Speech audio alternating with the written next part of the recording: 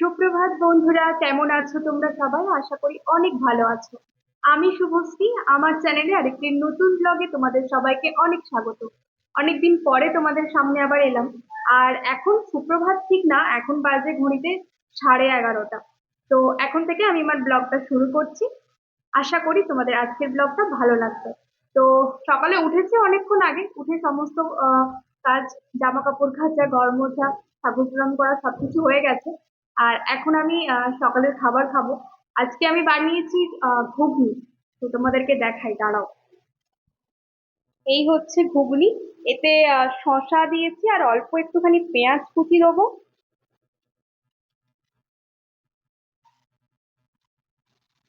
আর একটুখানি লেবু। আজ সকালের ব্রেকফাস্ট হচ্ছে মুড়ি। আর সত্যি কথা বলতে না, ঘুগনির সাথে মুড়িটাই বেশি ভালো লাগে লুচি বা রুটি সবকিছুর থেকে। তো এই জন্য অল্প একটুখানি মুড়ি নিয়েছি। আর এখন তো বেজে গেছে 11:30। তার মধ্যে আবার রান্না করতে হবে, আর ভাতও খেতে হবে। মুড়ি যদি অনেকটা বেশি পরিমাণে খেয়ে নিই তাহলে আর খিদেই থাকবে না। তো চলো ঝটপট করে খেয়ে নিই।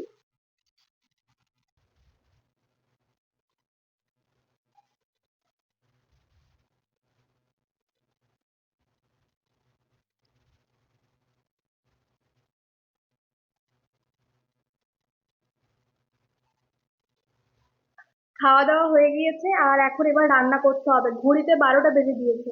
আর কলকাতাতে আর কি হয়েছে আমি জানি না। মানে বৃষ্টি এখন কয়েকদিন বন্ধ আছে, কিন্তু ওয়েদার না পুরো মেঘলা। মানে রান্না করছি লাইট জ্বালিয়ে, এরকম অবস্থা, মানে বুঝতে পারছো? আর জামা কাপড় দেখবে কি অবস্থা। দেখো, জামা কাপড় কেচেছি কিন্তু ওই যে পাখা চালিয়ে শুকনো করতে হয়। আর বাইরের ওয়েদার তো একই, মানে কোনো রোদ্দুর নেই। কোনো রোদ্দুর নেই, পুরো অন্ধকার করে রেখেছে। মানে ফোনে হয়তো মনে হচ্ছে অনেকটা আলো, কিন্তু খুব যে একটা আলো তা না। জামা কাপড় শুকনো হবে না, এরকম অবস্থা। এটা প্রতিদিন চলছে। আর এখানে আমার রান্না করার জন্য সবকিছু জোগাড় করে নিয়েছি। কি বলতো, পুরোটা যদি জোগাড় করে নিই না, তাহলে মনে হয় কি তাড়াতাড়ি রান্নাটা হয়ে যায়। আর এখানে এটা হচ্ছে আজকে মাছের মাথা দিয়ে পুঁই শাক করবো। এটা অনেক দিন পর করছি, আর এটা আমার খেতে খুবই ভালো লাগে। ভাত ওখানে অলরেডি হয়ে গেছে। আর এটা হচ্ছে পাবদা মাছের ঝাল বানাবো। তো এই যে দেখো, শিলনোড়াতে এটা কালো সর্ষে, লঙ্কা, অল্প নুন নিয়েছি। আর এতে 1 চামচের মতন পোস্ত নেবো। তো চলো, আর এখানে এই যে পেঁয়াজ আদা সবকিছু করে রেখেছি। কেন বলতো, এগুলো যদি হাতের কাছে থাকে না রান্না করার সময়, রান্নাটা তাড়াতাড়ি যেন হয়ে যায়। তো চলো এবার শিলনোড়ায় এটা মশলাটা একটু বেটে নিই।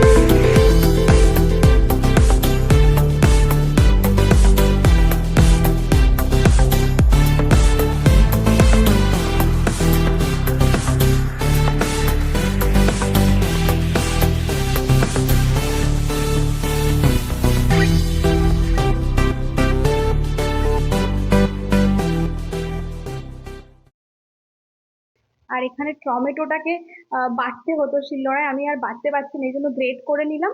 আর গ্রেট করা এখানে আদা। তো ব্যাস, আর কিছু লাগবে না। আর এখানে হচ্ছে এই যে দেখো, কড়াই বসিয়ে দিয়েছি, কড়াইটা একটু গরম হয়ে যাক, তো এইভাবে মাছগুলো ভাজতে হবে। মাছ ভাজতে দিয়ে দিয়েছি। আর পাবদা মাছ না প্রচুর ফাটে। অনেকেই বলে যে পাবদা মাছের গায়ে নুন হলুদ যখন মাখানো হয় তখন যদি অল্প একটু যে কোনো তেল মাখিয়ে রাখা হয় তাহলে নাকি পাবদা মাছ ফাটে না। কিন্তু আমি করে দেখে নিয়েছি, তারপরেও যা ফাটে মানে সে বলার মতন না।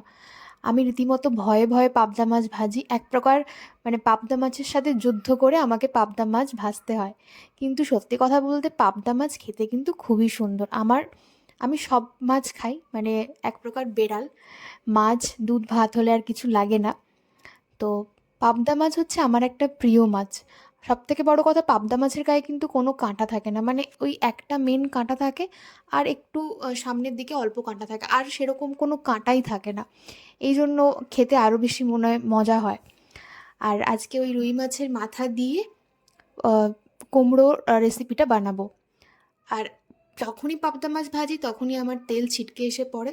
তো মোটামুটি কোথাও না কোথাও আমার পুড়ে যায়। মাছ ভাজা আমার এখানে কমপ্লিট। আর দেখো তেলটা অনেকটা তুলে নিয়েছি, অতটা তেল লাগবে না। আর পাবদা মাছের যে কোনো রান্নাতে কালো জিরে কিন্তু একেবারে মাস্ট। এবার এই যে গ্রেট করে রাখা আদাটা, এই আদাটা এবার দিয়ে দেবো।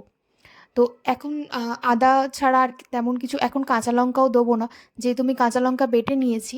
তোমরা চাইলে এটাতে কাঁচা লঙ্কাও আবার দিতে পারো। আর যেটা আমি ভুল করলাম সেটা হচ্ছে, এখন আমি এই খুন্তিটা দিয়ে আদাটাকে নাড়তে গিয়ে দেখো খুন্তির গায়ে আদা লেগে গেছে।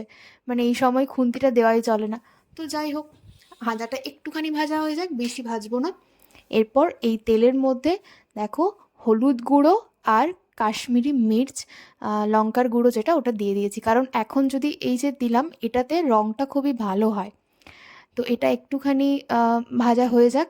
এরপর টমেটোর যে পেস্ট আমি করে রেখেছিলাম, ওই গ্রেট করে রেখেছিলাম, তো এটা দিয়ে দেবো। ব্যাস, এবার মশলাটাকে খুব ভালো করে কষাতে হবে। আসলে যে কোনো রান্নায় না মশলা কষানোর কাছে তার কিন্তু স্বাদ দ্বিগুণ বাড়ে। আমরা যদি মশলাটাকে ভালো করে কষিয়ে নিতে পারি, সেই রান্নাটা খেতে কিন্তু অনেক বেশি ভালো হয়, অনেক বেশি মজা হয়। আর একটু জল দিয়ে দিলাম, জল দিয়ে আরেকটু ভালো করে টমেটোটাকে একটু সেদ্ধ করে নেবো। যেহেতু আমি বাটিনি, তো অল্প গোটা গোটা টমেটো রয়ে গেছে। ভালো করে তো গ্রেট তো আর খুব একটা মিহিভাবে হয় না। তো এই জন্য অল্প একটু জল দিয়ে এটাকে আরেকটু ভালো করে সেদ্ধ করে নেবো, আর মশলাটাকে আরেকটু ভালো করে কষিয়ে নেবো। দেখো মশলা কিন্তু আমাদের একেবারে কষানো হয়ে গেছে, আর ওপরে একদম তেল ওপরে ভেসে গেছে। তো এখন যেটা করব সেটা হচ্ছে পোস্ত আর সর্ষে বাটাটা এর মধ্যে দিয়ে দেবো। আমি সর্ষে খুব একটা পছন্দ করি না, কিন্তু যতদিন এইভাবে ছেঁকে আমি সর্ষের মানে কোনো রান্না বানাই, আমার কিন্তু কোনো রকম কোনো অসুবিধে হয় না। তো এইবার ভালো করে আবার একবার মশলাটাকে কষিয়ে নিতে হবে। সর্ষে কিন্তু আবার বেশিক্ষণ কষালে তেতো লাগে, তাই জন্য আমি এখন গ্যাসের ফ্লেমটা একেবারে হাই করে রেখেছি। এবার এইভাবেই একটু কষিয়ে নেব। আর দিয়ে দিলাম চিনি। চিনি আমি সব রান্নাতেই দিই, কারণ আমার মনে হয় চিনিটা দিলে না একটা খাবারের মধ্যে ব্যালেন্স হয়। আমি একটু মিষ্টি খেতে পছন্দ করি, কিন্তু আমার মনে হয় প্রত্যেকটা তরকারিতে অল্প চিনি দেওয়া ভালো ভালো লাগে, সেটা আর একটু স্বাদটা বেশি হয়। তো যাই হোক, আমি একদমই অল্প চিনি দিয়েছি। আর দেখো আমার এদিকে মশলা কষানো প্রায় কমপ্লিট। আর একটু তেল ওপরে উঠবে, আস্তে আস্তে উঠছে। এই সময় কিন্তু গ্যাসের ফ্লেমটাকে একটু কমিয়ে দিতে হবে, কারণ এখন যদি বাড়িয়ে রাখি তাহলে পুরো মশলাই পুড়ে যাবে। আর দেখো খুব সুন্দর তেল উঠে গেছে। তো আমি খুব একটা বেশি গ্রেভি করব না, অল্পই জল দিলাম। আর চারটেই মাছ আছে, বেশি গ্রেভি করলে ভালো লাগবে না।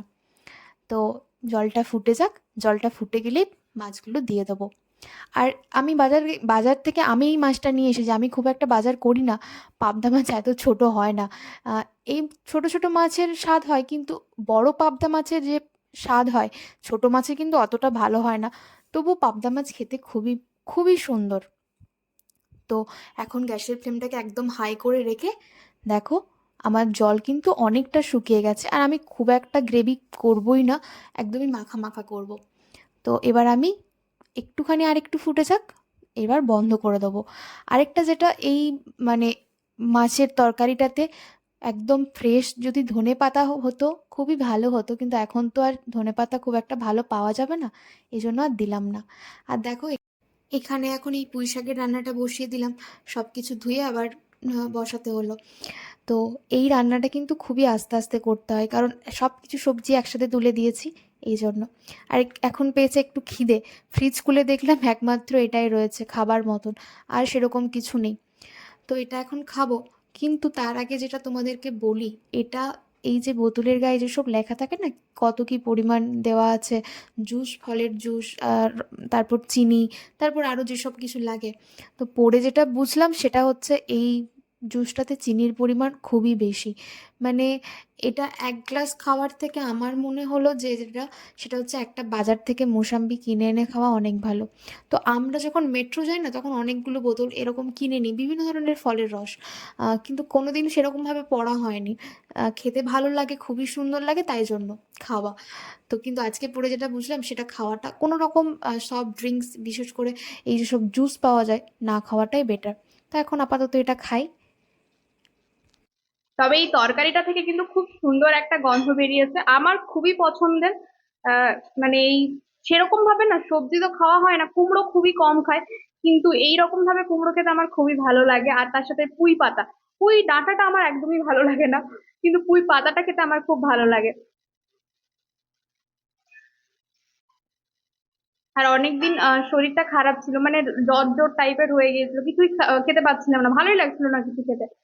তো আজকে অনেকদিন পরে হচ্ছে এরকম একটু বেশি করে তেল দিয়ে একটু ঝাল দিয়ে রান্না করছি, নয়তো এতদিন খুব একটা ঝালও দিইনি রান্নাতে। ওই খেতে হয়, খাচ্ছিলাম, ভালো লাগছিল না কিছু খেতে। তো আজকে অনেকদিন পরে এরকম একটুখানি একটু স্পাইসি স্পাইসি রান্না করছি। আর এইরকম তরকারি একটুখানি বেশি করে তেল না দিলে না খেতে খুব একটা ভালো লাগে না। তো চলো ঝটপট করে রান্নাটা করে নিই। রান্না প্রায় হয়েই এসেছে, আর দেখো কি সুন্দর হাওয়া দিচ্ছে। মনে হয় জামা কাপড়গুলো শুকনো হয়ে যাবে, জামা কাপড়গুলো নিয়েই যত সমস্যা। আর ফাঁকে দেখো বৃষ্টি পড়তে শুরু করে দিয়েছে। এত শ্যাওলা জমেছে চারিপাশে, মানে বলার মতন না। এই জায়গাটায় পরশু দিনকে ব্লিচিং পাউডার দিয়েছিলাম, আর আজ দেখো পুরো সাদা, কারণ কাল রাত্রেবেলা বৃষ্টি হয়েছে, তার মাঝে একদম শ্যাওলা ট্যাওলা সব ধোয়া হয়ে চলে গেছে।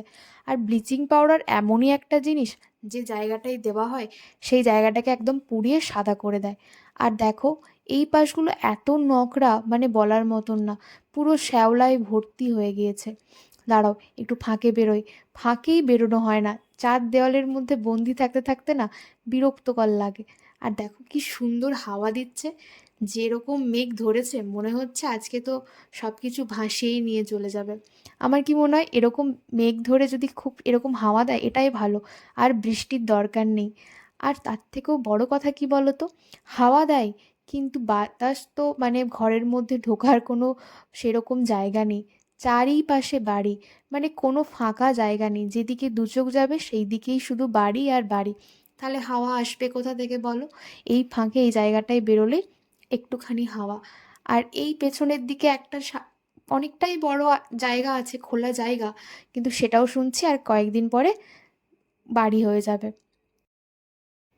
ঝিমঝিম করে বৃষ্টি পড়ছে, মানে খুব একটা জোরে হচ্ছে না, তাই বললাম ঝিমঝিম।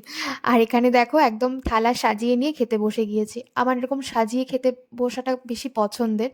তো আজকে আমাদের রান্না হচ্ছে পাবদা মাছের ঝাল আর পুঁই শাকের তরকারি, আর সাথে রয়েছে একটু স্যালাড। তো দুটোই আমার খুবই পছন্দের খাবার। তো এখন এবার ছটপট করে খেয়ে নিতে হবে, কারণ খিদেও খুব পেয়ে গেছে। ইভিনিং বন্ধুরা, এখন বাজে 6:30। তো ভাত রাত খেয়ে ঘুমিয়ে পড়েছিলাম, তারপরে আবার এত জোরে বৃষ্টি শুরু হয়েছে। তো খেয়ে দিয়ে সানডে সাসপেন্স চালিয়ে দিয়ে একটা লম্বা ঘুম। ঘুম থেকে উঠে সন্ধে টন্ধে দেখিয়ে এখন একদম ওয়েদারটা ফাঁকা, কিন্তু বেশ ভালো হাওয়া দিচ্ছে। আর সত্যি কথা বলতে ঘুম থেকে উঠে না একটু চা না খেলে হয় না। এখন একটু এলাচ দিয়ে দিলাম, এলাচ দিলে এত সুন্দর চাটা হয়, আমার তো খুবই ভাল লাগে। তো যেটা বলছিলাম যে চা না খেলে হয় না, মানে চা না খেলে না পুরো মাথা ধরে থাকে। আমি চিনি দিয়ে চা মানে খুব একটা পছন্দ করি না, তো অল্প চিনি দিই, খুব একটা মিষ্টি খাই না। তো এই জন্য পরেই চিনিটা দিলাম। আর দেখো বিস্কিটের অবস্থা দেখছো, পুরো বেহাল হয়ে গেছে, সব বিস্কিট ভেঙে গেছে। তো আমি ওই যখন মেট্রো ক্যাশন গাড়ি যাই ওখান থেকে বাজার করি, নিয়ে আসতে নিয়ে আসতে এই অবস্থা। চলো এবার ঘরে ঢুকে যাই, যা সব শুনছি ডেঙ্গির উপদ্রব, মশাই তো একদম ছিঁড়ে খেয়ে নেবে। ঘরের মধ্যে ঢুকে গেলে জানলা কপাট সব বন্ধ, তো খুব একটা মশা কামড়ায় না। আর এবার একটুখানি পড়াশুনো করতে হবে। তো চলো ঘরে ঢুকে যাই। আর এই দেখো আমার স্ট্রে। আমার কাছে কোনো এরকম কোনো স্ট্রে নেই, তাই খাটে বসে বসে চা খেতে হলে এটাই আমার কাছে স্ট্রে। এটা আমার কাছে পড়া। তোমরা বললে হয়তো বিশ্বাস করবে না, এই যে পিচবোর্ডটা এটা আমার 7 বছরের। তো এখন একটু পড়াশুনো করব। আসলে কি বলতো, সারাদিন কাজ করতে করতেই সময় চলে যায়। যেহেতু আমি পড়াশুনোর সাথে যুক্ত এখনও, তাই সারাদিনের মধ্যে একটুখানি পড়াশুনো করতে না বসলে মনটা কীরকম কীরকম লাগে। মানে কি আর বলবো, নিজেই হাসি পায়। তো এদিকে বর বলছে রাত্রিবেলা কি খাবো। মানে সত্যি মানুষের খাওয়ার একটা কি চিন্তা। এখন বাজে 8:30, আর আমার বর বাজার থেকে নিয়ে এসেছে দেখো, এই যে ক্যাপসিকামের চপ, আর রয়েছে পেঁয়াজি, আর রয়েছে আলুর চপ। তো আমাদের বাড়ির সামনে একটা দোকান আছে, খুব ভালো চপ বানায়। তো আজকের আমাদের এটাই রাত্রেবেলার ডিনার। আর বেশি কথা বাড়াবো না, ভিডিও করার মতন আর মানসিকতা নেই, কারণ এত ঘুম পাচ্ছে। আসলে কয়েকদিন ধরে শরীরটা খুব খারাপ। তো তো আজকে এই পর্যন্ত। আবার একটা নতুন ভিডিওতে দেখা হবে তোমাদের সঙ্গে খুব তাড়াতাড়ি। সবাই ভালো থেকো, সুস্থ থেকো, নিজের পরিবারের খেয়াল রেখো। টাটা।